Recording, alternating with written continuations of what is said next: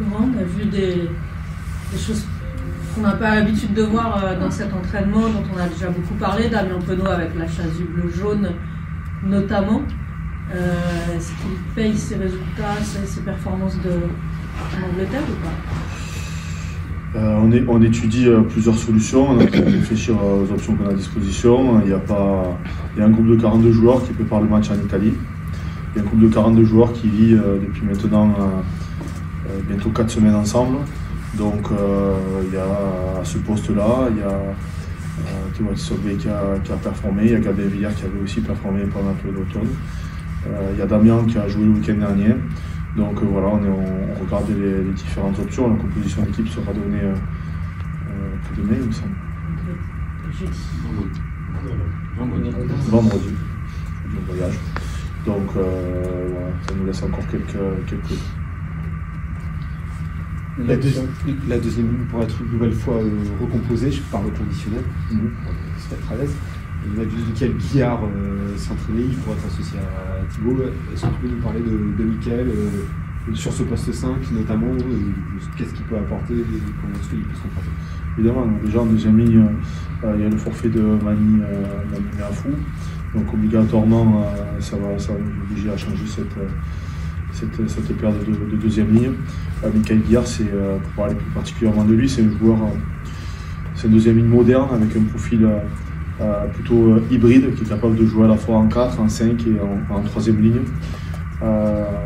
Il vient de faire 2 saisons de très bon niveau avec son club de Lyon.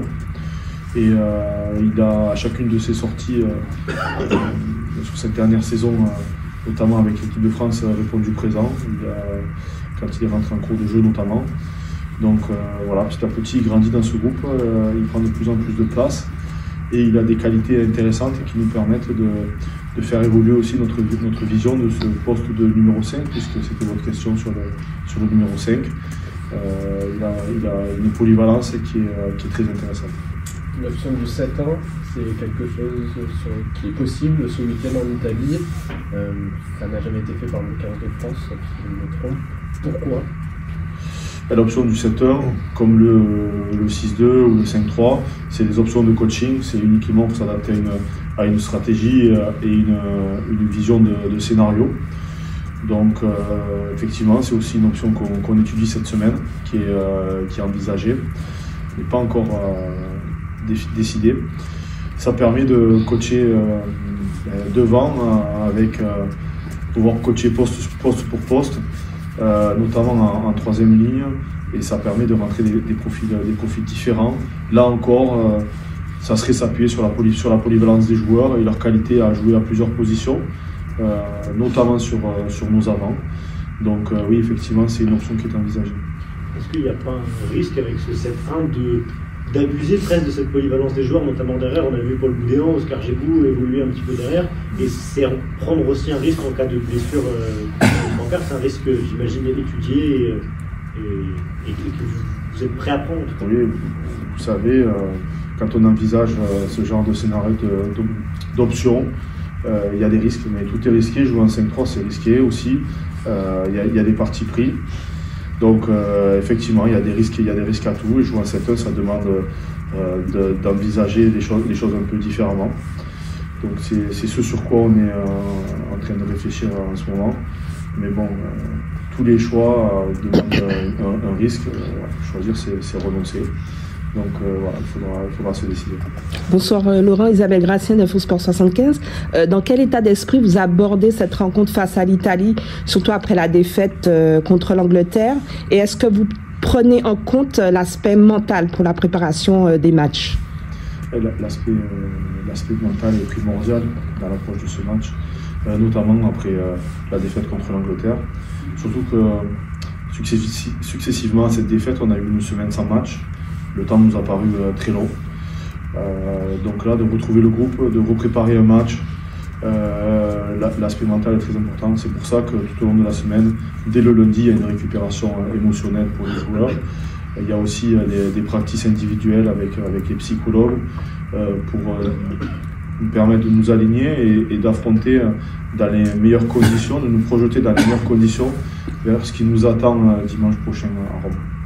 Et est-ce que vous diriez que l'équipe a été piquée à vif après cette défaite et que du coup ils arrivent avec un nouvel état d'esprit? Vous savez, c'est toujours difficile de parler d'état d'esprit aussi loin du match. Ce qui va être important, c'est le comportement de l'équipe dimanche. L'attitude de la semaine, c'est la construction qui va nous amener vers le match. Mais la réaction, la réponse, elle sera dimanche. Donc c'est difficile de vous répondre avant. Ce groupe est composé de compétiteurs, de grands compétiteurs.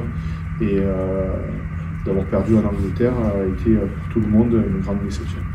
Laurent, est-ce que tu pourrais nous parler quelques mots sur Winnie Antonio, qui enchaîne des matchs à bientôt 35 ans, en titulaire? Qu'est-ce que tu peux nous dire de son impact sur le groupe? Avec grand plaisir. Je vais vous parler de Winnie. Je ne vais pas vous parler de ses prestations parce que je pense que vous les voyez. L'importance qu'il a dans le groupe, vous la connaissez.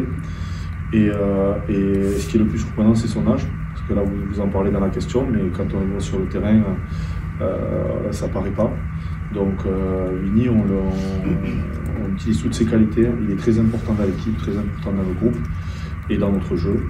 Donc vous nous parlez de son âge, mais il n'y a que quand je viens vous rencontrer en fait que j'ai en tête son âge, parce que c'est au quotidien c'est un joueur comme les autres, mais qui amène beaucoup à l'équipe et en aucun cas lui se sert de son âge, nous prenons son âge en compte, tellement il est performant.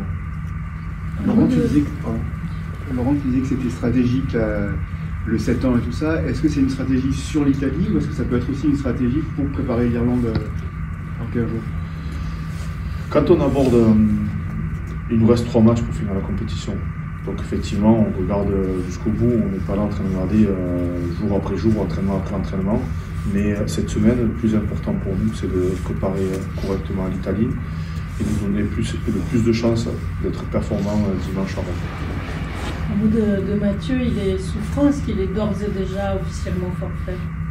Je ne peux pas vous donner de nouvelles médicales. En tout cas, il est souffrant, il n'a pas pu s'entraîner aujourd'hui. On l'espère demain, mais j'en sais pas plus. Même si je savais, je pense que je ne peux pas communiquer sur ça. Peut-être il y avait un peu d'incompréhension sur toutes ces fautes de main, ce manque d'efficacité, alors que vous aviez beaucoup de minutes avant la première période. Est-ce que vous avez trouvé un peu des explications à toutes ces actions qu'on a tous revues et qu'on se pose encore des questions sur comment vous n'avez pas pu marquer sur certaines situations? Ça fait partie des choses qu'on a eu besoin de nettoyer en ce début de semaine. Donc on les a revues, on les a pas cachées sous le tapis. Mais on a aussi été exigeants sur d'autres secteurs du jeu qui ont été peut-être moins criants, mais qui pour nous ont de l'importance, où on a besoin de progresser. Et cette défaite les a mis en lumière. Et donc voilà, on a pris le temps de passer sur ce match sans galvauder quoi que ce soit. Bon, il y a donc le possible sortie de Damien, le 7-1, enfin la réorganisation de l'Ultracar. Dans quelle mesure tous ces choix, la défaite face à l'Angleterre et ce scénario ont initié tous ces choix qui sont quand même des ruptures par rapport à ce que vous faisiez depuis le tournoi? Il n'y a pas de rupture, il n'y a vraiment pas de rupture. On a un process, on a une méthode dans laquelle on croit. Ça fait maintenant plusieurs mois, plusieurs matchs qu'on tient en compte la performance sur le terrain, la forme des joueurs et la stratégie qu'on veut mettre en place. C'est ce qui dicte nos décisions stratégiques et nos choix humains. Et c'est dans la continuité, c'est dans cette continuité-là. C'est vraiment, il n'y a aucune rupture. C'est dans la ligne de notre méthode. Effectivement, il y a eu des changements que vous avez à chaque fois pointé du doigt, que ce soit cet été parce qu'on n'a pas pris des premiums, que ce soit sur la tournée d'automne où on a pris des choix importants qui nous semblaient nécessaires pour l'équipe. Et c'est une continuité dans la méthode s'il doit y avoir ce genre de décision pour le match en Italie. Est-ce qu'il y a des joueurs qui avaient besoin d'être remis en concurrence? Je ne dirais pas remis, je dis qu'il y a de la concurrence dans ce groupe. Et c'est important de la conserver. On a un groupe qui vit, on a des joueurs performants. Après, c'est de l'humain, donc il y a des hauts et des bas chez chacun. Et c'est ce qui est le plus précieux à sentir et à doser chaque semaine. Après chaque match, est-ce que vous avez un entretien individuel et collectif avec les joueurs? Oui, la semaine, on a des entretiens avec les joueurs, on passe du temps à débriefer.